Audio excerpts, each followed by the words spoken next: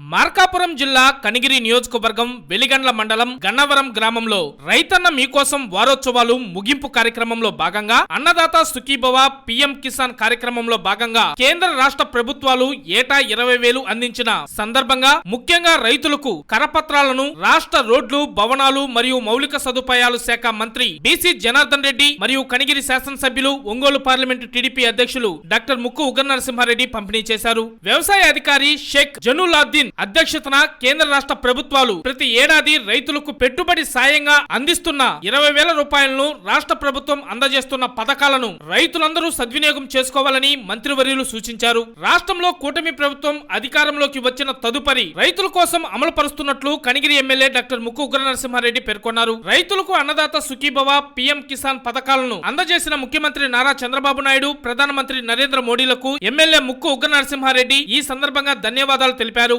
అనంతరం DCMS chairman Shyamala Kasireddy ఆధునీకరణ వ్యవసాయ పనిముట్లను అనగా డ్రోన్ల సహాయంతో పిచికారీ చేసే సమయం ఆదా అవుతుందని, రైతులు ఆధునిక పద్ధతులను పాటించాలని తెలిపారు. అలాగే రైతులు వ్యవసాయ శాఖ అధికారుల సూచనలు పాటించాలని తెలిపారు. ఈ కార్యక్రమంలో నియోజకవర్గంలోని కూటమి నాయకులందరూ పాల్గొన్నారు.